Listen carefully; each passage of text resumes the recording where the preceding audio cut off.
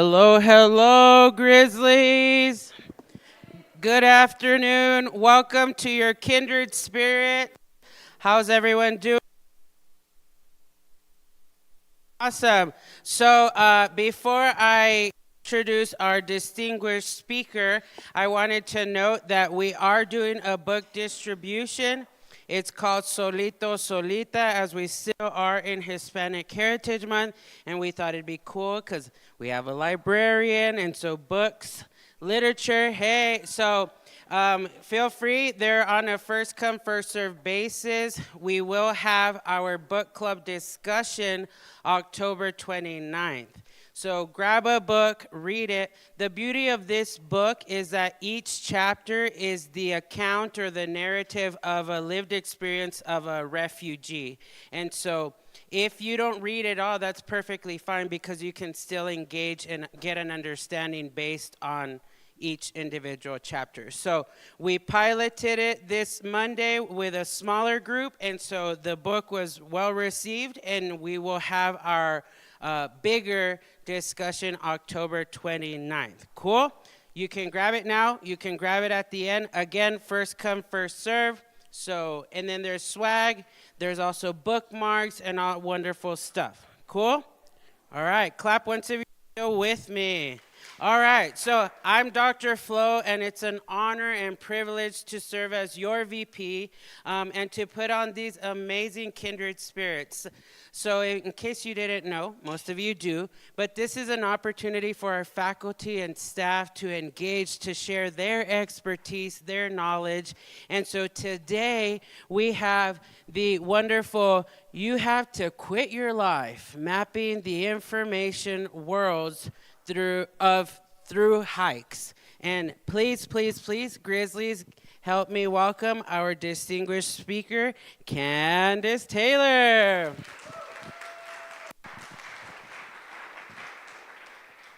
Hi guys.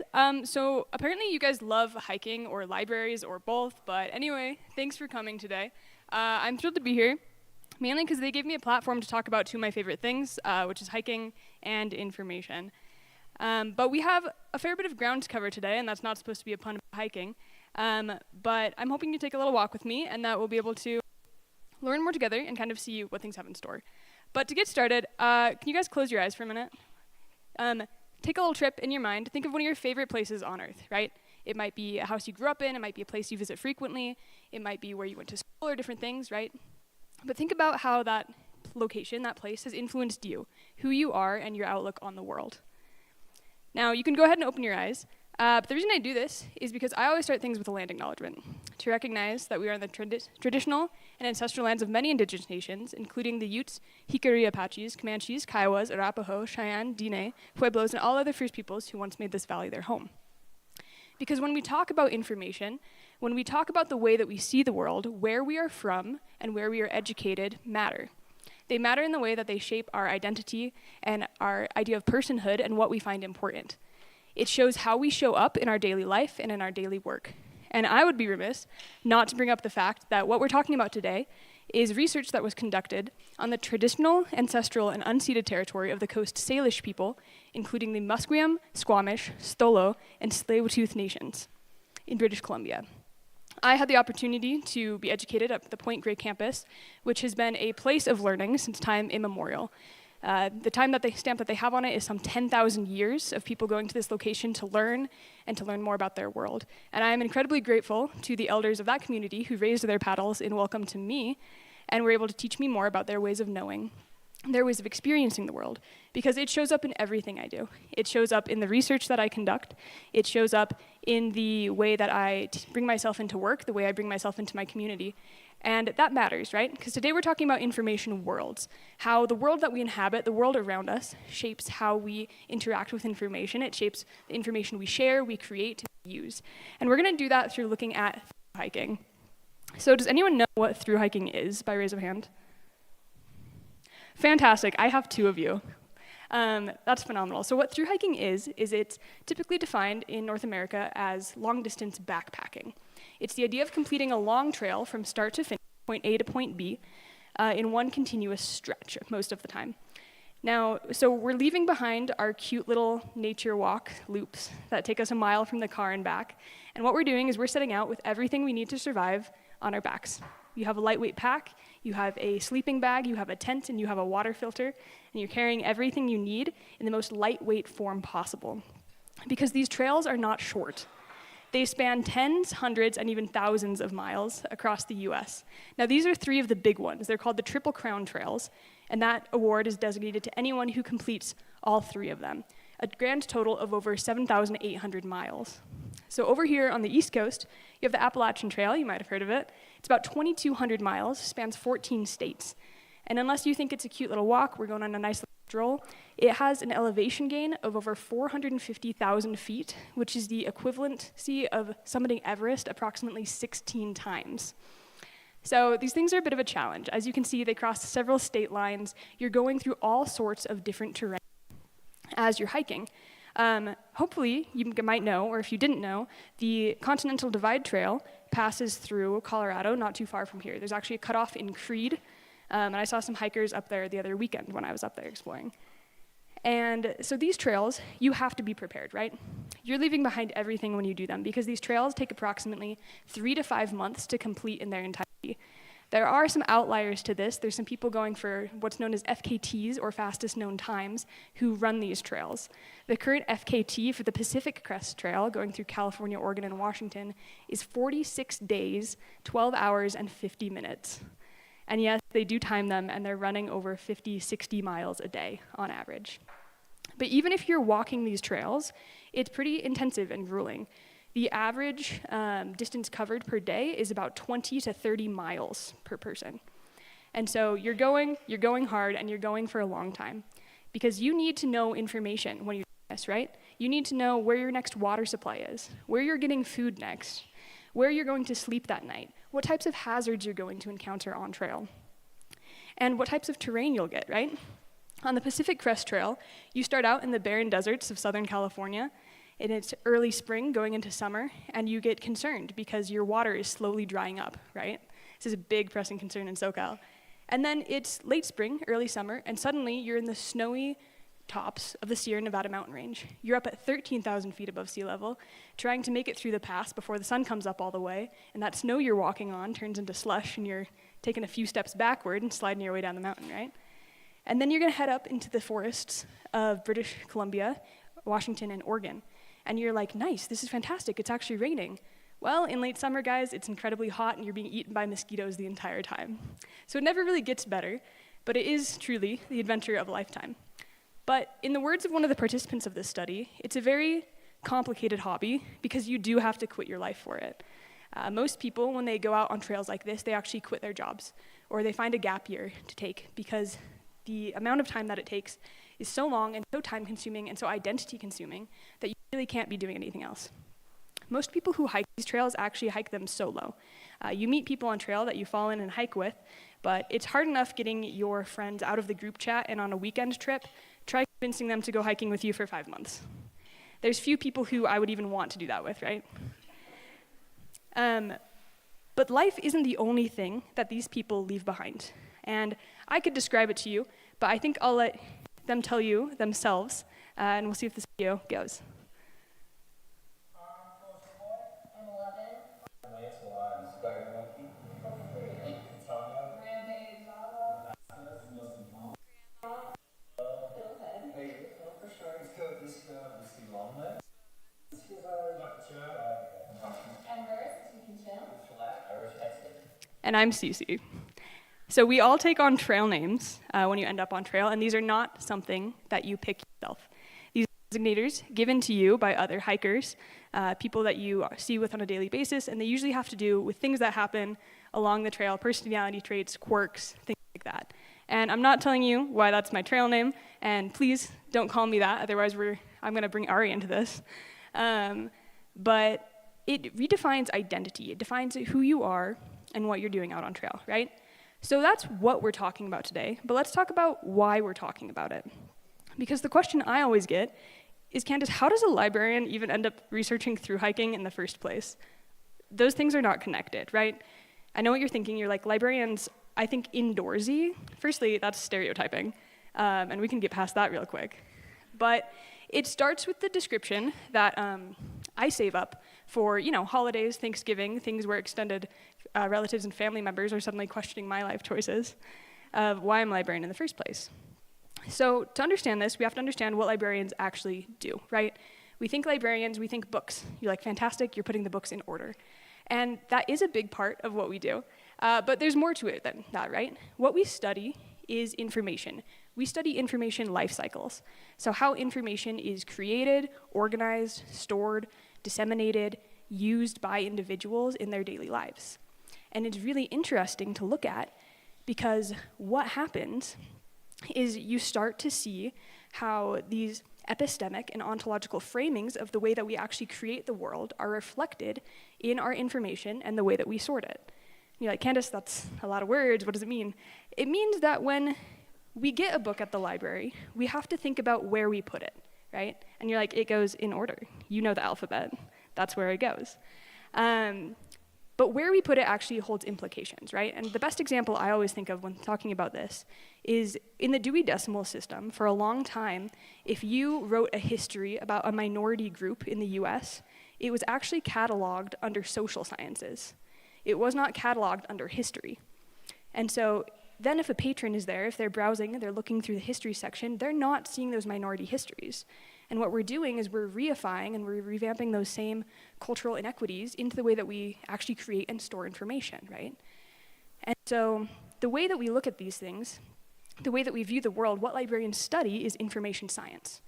We look at how people not only interact with information and the technology that they use to access it, but we also take it as a wider view into the way that we define, create, and rationalize the world that we live in. And so within that, I fall into a subdivision called human information behavior, where I actually look at individuals and how they create, how they share, search for, use, find, and store information that they use in their daily lives. And I look at it through the lens of serious leisure. So hobbies where you get so into it, you actually become basically an armchair expert, right? And that's where hiking comes in. Well, partially. It goes like this. I ended up writing this paper because I was in this lovely class in grad school called Information Users in Diverse Environments. And we pulled up on the first day of class, and we're like, this sounds fun, it's gonna be great. First class, it's gonna be syllabus day. It's gonna be nice, it's gonna be easy, relaxing. We might get into some theory, but it should be pretty good. And that is not what happened.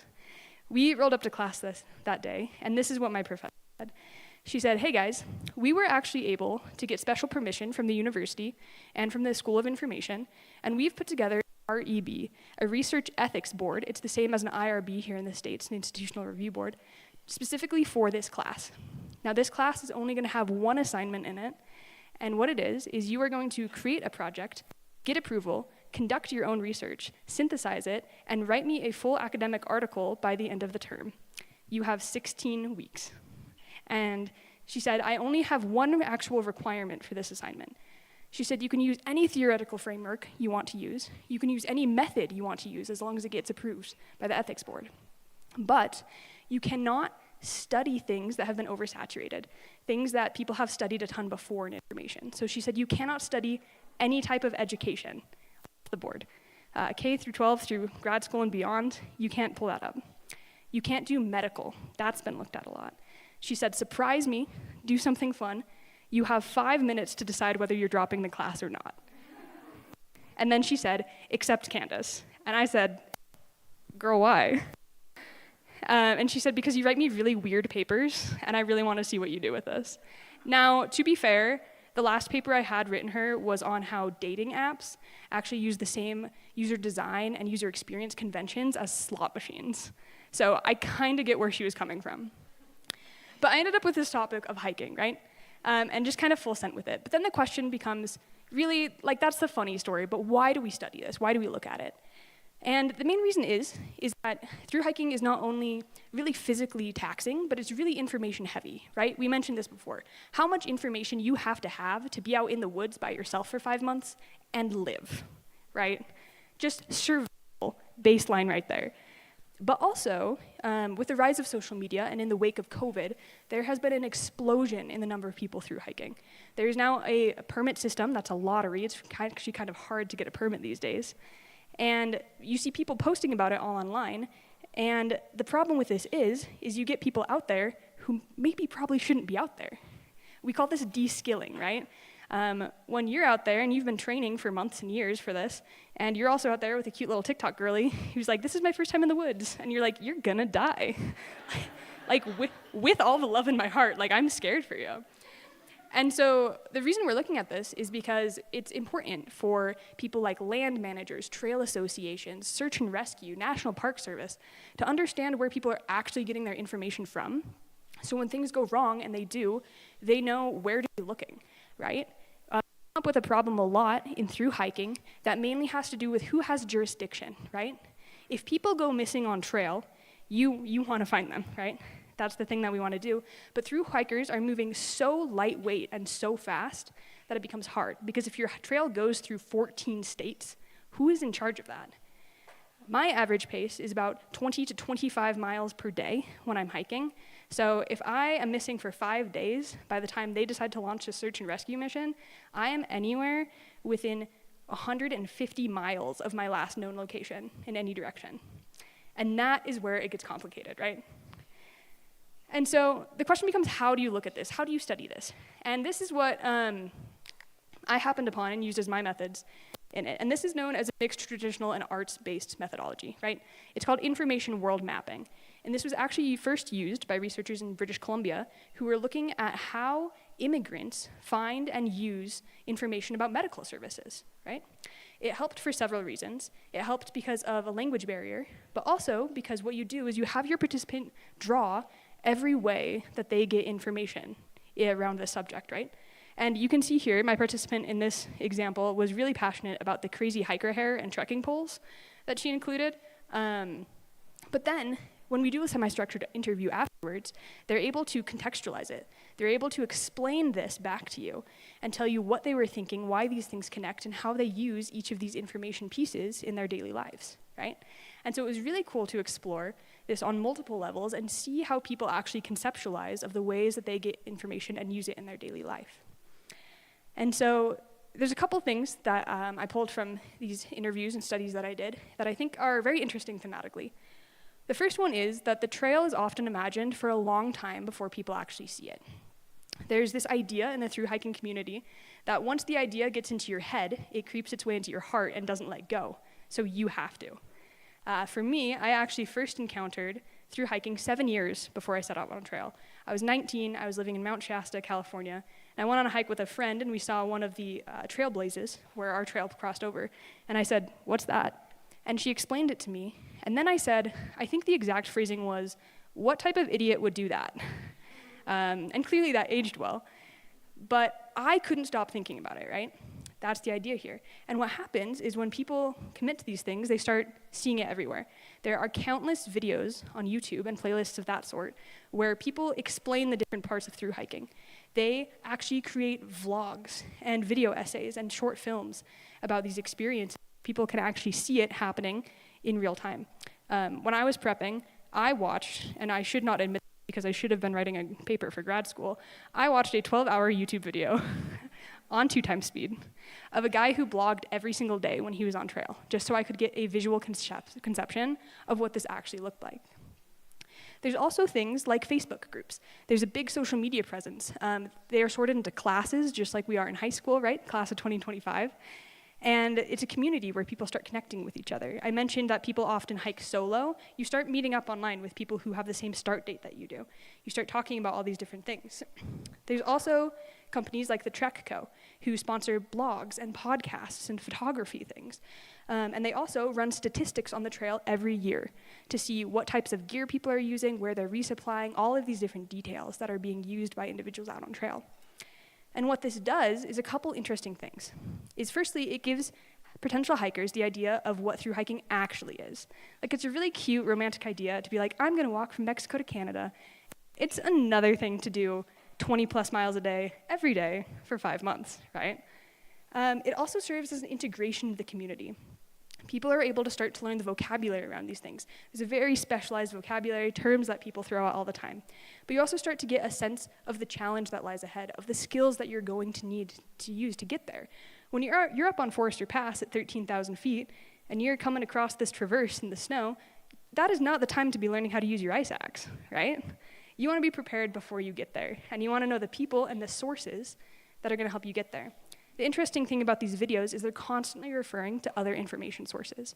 You start hearing about half-mile notes, which is the world's largest PDF spreadsheet of every mile of the PCT broken down by what's on it and what you can expect to encounter. You also are able to use this to build and maintain motivation. So when I hiked on the PCT this past summer, I only ended up doing 270 miles. I was scheduled to do the entire thing, but somebody, and I don't want to name names here, called and offered me a job at this university in Colorado. And it seemed like a really good fit, and I was like, yeah, we'll pivot.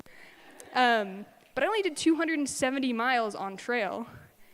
But in preparation for that, I actually walked an additional 1,200 miles in the 4 months leading up to that. Because you train, and you train, and you train, and you train. And when you're bored training, you keep training, right? And these things, they keep you going. Seeing the journeys of other people keep you going. The second thing that they teach you is you have to hike your own hike. This is a phrase that comes up a lot in the hiking world, but what it really refers to is that everyone has their own unique and individualized experience out on trail, right? It's about experiential learning. You see all these videos of people offering advice, and everyone offers different advice. Their main piece of advice was figure out what works for you. You have to find the experience that works for you, and you have to be ready for it. You have to experience it yourself. And it's really practical learning. My first night on trail, I was sitting at the bottom of a canyon next to a river. There's a lot of poison oak. I can't identify plants, so I was just lucky, honestly, in that moment. But I was sitting there with two other girls I'd been hiking with that day, and we were watching this boy set up his tent for maybe 40 minutes. He had never set up his tent before, and we're like, sir, this is a wild time for you to decide to start to learn that. But what really stood out to me is we were all just sitting there. And you're like, Candice, that's rude. Like, you sort of helped him set up his tent. But the thing is, we couldn't, and we knew we couldn't, because the odds of us hiking with him the next day or camping with him the next day were minimal to none. And if he was going to do this, if he was going to set out on trail and be by himself for a large portion of it, he needed to know how to set up his tent without our interference. So we could offer advice, but we couldn't actually step in and do anything, right? You had to know that for yourself. And this refers to what is termed as embodied knowledge. Now, the best way I've found to describe this is if you've ever driven a stick shift, it's the choke point of your clutch. It's something that you know what it feels like, and you're able to kind of describe it, but people don't really know until they know, right? And it's unique for every different car, every different experience. But they're things that you know when you know them, and they're incredibly important. It goes beyond basic skills of knowing how to read an elevation map or an aspect map. It's knowing what a barometric pressure drop feels like when you're outside. It's knowing what ozone feels like on a ridgeline. There's this idea and proof as well that when hiking or walking for a long time, you actually stop looking at your feet and you start instinctively just placing your feet on the most secure footholds without thinking about it. It really annoys my friends now when we go hiking. But it's this idea that it becomes a part of you, right? And this is my best example of it. This is my friend Gospel. We call him Gospel because he's a PhD candidate for biblical philology, and he read the Bible in Greek every night on trail. Guys, I read Greek. That's nerdy. I was like, bro. But he was coming across this snow traverse in the Tulum wilderness area, and you can see where his foot gave out, and he slid right there. And this picture doesn't do it justice, but that's about 200 feet of snow. And so he's coming down this. He's having some thoughts of probably bad words. But he pulls his ice axe and self-arrests right before he hits those rocks at the bottom. That is what embodied knowledge looks like in practice on trail. It's when you've practiced something so many times before that when you actually do it, it's instinctive. It's not something that you're like, right, what's my theory and method for how to do this? You just do it. The next thing is technology use on trail. About 98.9% of all thru-hikers carry smartphones with them these days. Paper maps are gone. We're going as lightweight as possible. Carrying a book of maps through states just isn't going to work. But we're using apps like Far Out. It's formerly known as Gut Hooks, but what it is essentially an ArcGIS map of every foot of trail with way markers put in by other thru-hikers for thru-hikers. And it's really interesting. You can actually zoom in to about half a mile, and so it's incredibly detailed. But what it is that there are these waypoints and things that people can comment on, and they can update it. And what actually starts to happen is that people start to rely on these more than more official reports. Because if the National Park Service comes out and says, hey, here's our water report for the year, all of these sources have water, and they release that in March, but I'm there in May, and my friend Skippy, who we call Skippy because she tripped less than a mile into the PCT, and we're like, girl, what was that? If she comments, because she was there the day before and says, there's no water here, but the PCTA says there was, I'm going to trust Skippy. Because she's there, I know her, she would not lie to me about water. You do not lie about water. You will get blacklisted. People also carry personal locator beacons, these satellite devices that allow you to communicate with different people and send emergency SOS signals. My parents love my personal locator beacon. It's their favorite thing in the world. They're like, ping me when you're safe. Send your coordinates. And social media also serves as a continued source of information when you're on trail. You check it when you're in towns, you get updates and things. And the way that these are used, it looks like this. This happened earlier this year in a washout zone in Southern California caused by all the major rain a couple years back, right? Trail washed out. There was an alternate route up and around, but it's hard to see. I don't know. Oh, I do have a pointer. In this picture here, this is the original trail, right? And it looks like a trail. But this alternate trail that you're supposed to take, it looks like a washout. It doesn't look like something you're supposed to walk down. And the problem is on these maps, these trails are so close together that they look like they're the same trail. But if you take the lower one, the old one, it'll take you across this washout, and the trail will get thinner and thinner until it crumbles beneath you, and suddenly you're halfway down a cliff. This girl, it turned out really well. She was hanging on there for over an hour, but she was able to hit her SOS device. Search and rescue got out there. It was kind of a crazy rescue, but this is the type of information that we need, right?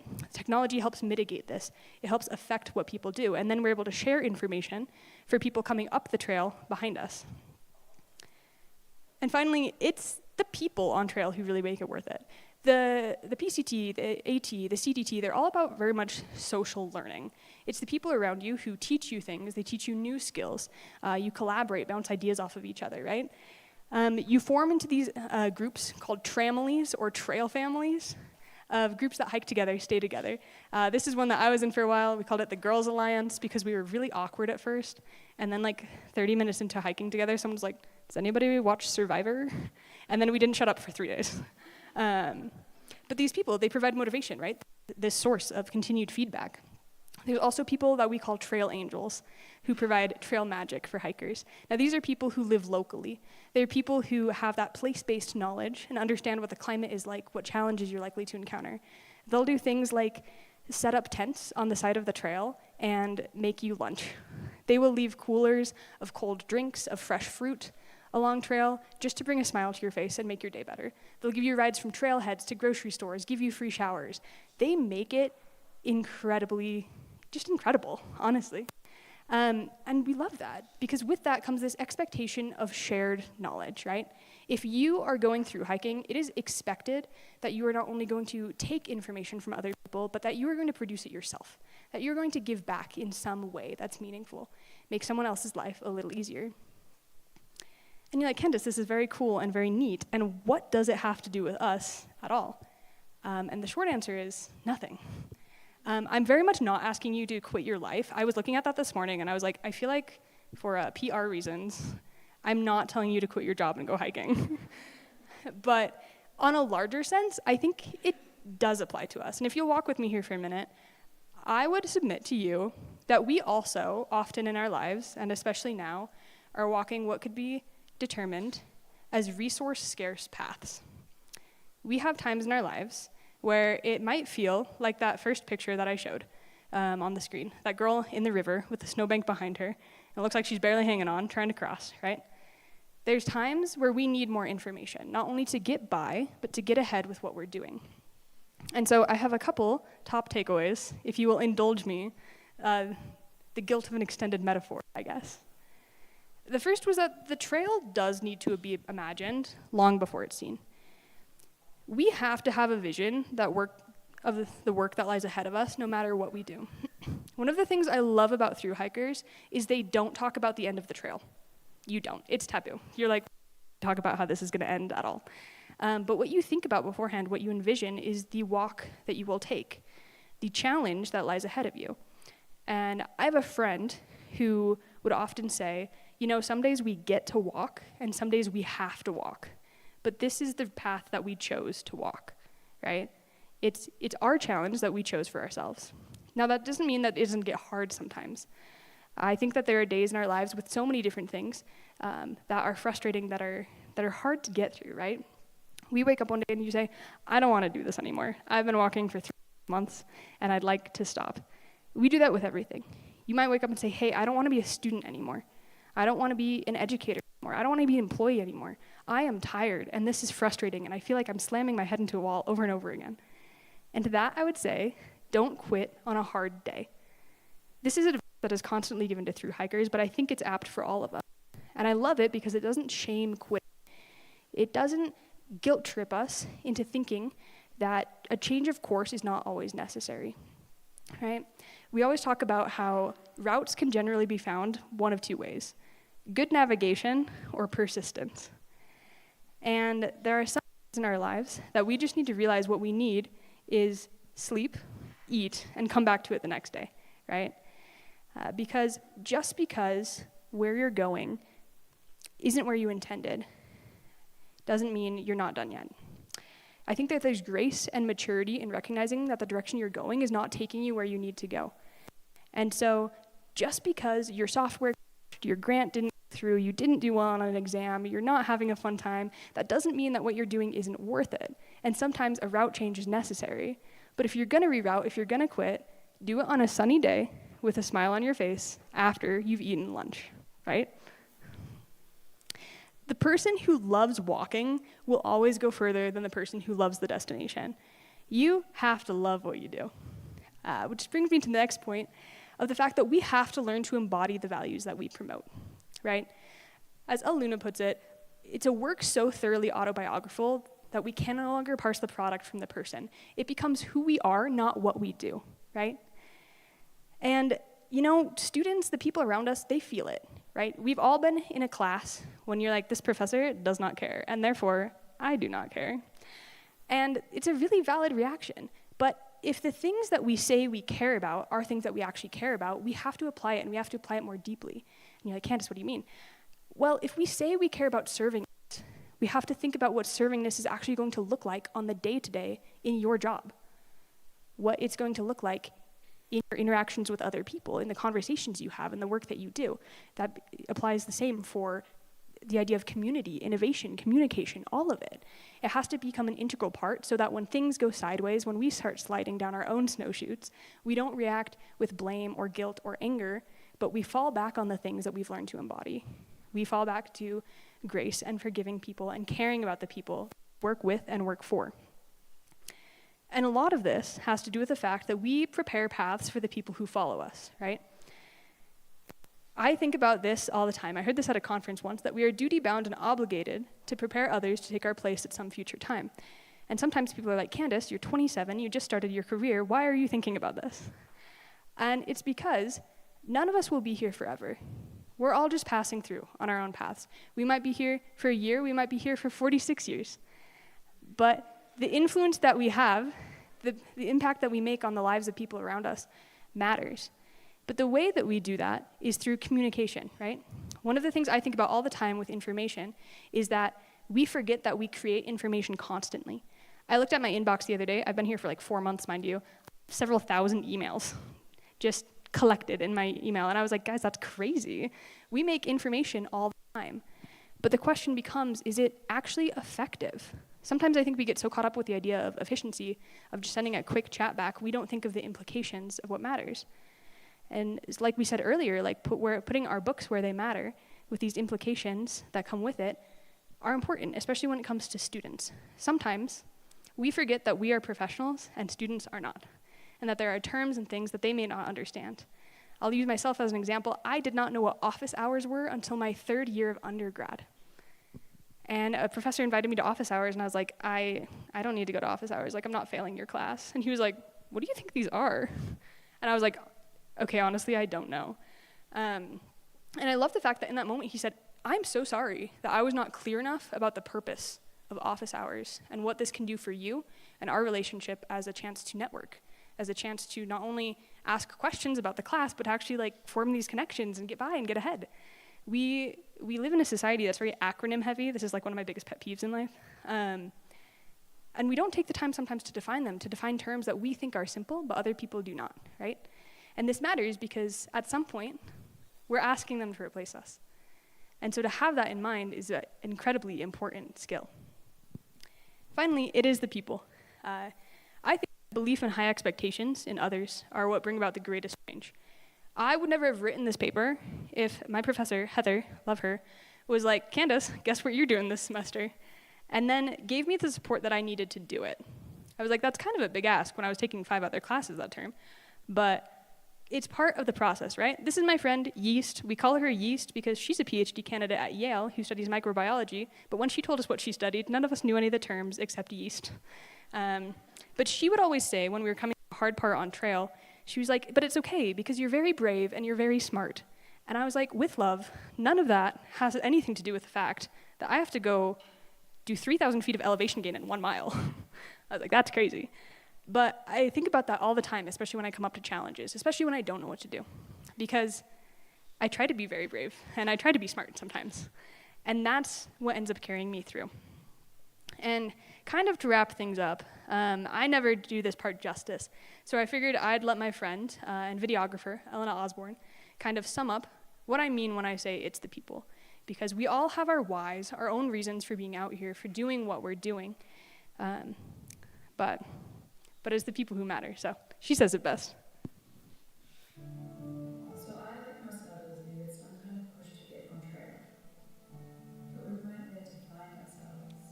We were there for adventure, exploration. We were there to create ourselves. Nothing else to do. It's challenging to give justice to what the experience on trail was like. How the thought of your journey finishing early feels like the end of the world. How a single day can feel like an excruciating lifetime. And knowing you'll do it all again tomorrow. How moved you feel by the generosity and kindness of strangers. Trail angels as they were. Giving up your time and money just to bring a smile to a hiker's face. Feeling your heart on sometimes the lowest of days.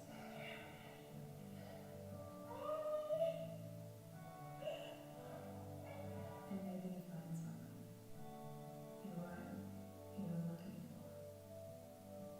There's no way to express the sense of feeling so connected to who you are, to the beauty around you, and the people who you now call family. But there's an old Māori proverb that encapsulates what I'm most grateful for. It asks, what is the most important thing in the world? He tangata, he tangata, he tangata. It is the people, it is the people, it is the people.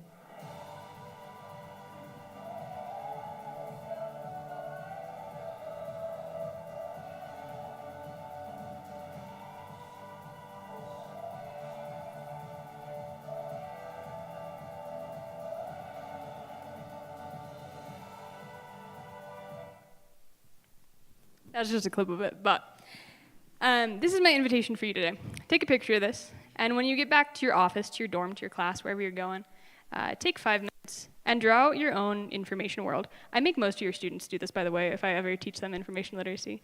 But take a look at the networks that you use to find and retrieve information, and then look at it again. Ask yourself whose voices are missing and whose should be there, who aren't. Because I guaranteed you we're missing out on input from some people. And we need to do better. We need to network and be able to get through so that when we hit those resource-scarce encounters in our lives, we already have a network. Because take a look around you, a very good look around you. This is your trail family. These are the trail angels who support you in your lives. They trail magic, and they're the people who are going to get you through and get you ahead. Thank you.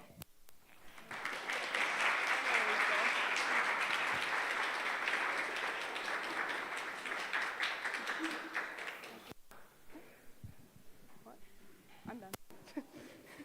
That's all I got. Go crazy. Okay. Let's give it up for Candice Taylor one more time, everybody. That was really good. Thank you. It is about, it's 12:47, so we have about 3 to 5 minutes for questions. Does anybody have any questions?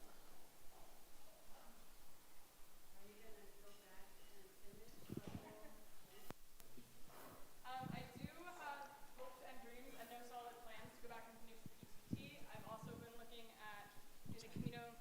de Santiago de Compostela in Spain, but also kayaking from British Columbia to Glacier Bay, Alaska. So yes. Anyone else? Okay. All right, thank you all for coming.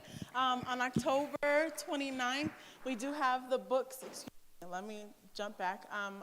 We do have the books, Solita. And so if you would like to collect a book, it's on a first come, served basis. And then the book club will be meeting at the end of the month as well. And then lastly, please come back for our October 29th, Kindred Spirits. It will be a presentation by Will Rickards. I do apologize, I don't have the title of the presentation with me, but please come back and join us. Thank you all for being here today.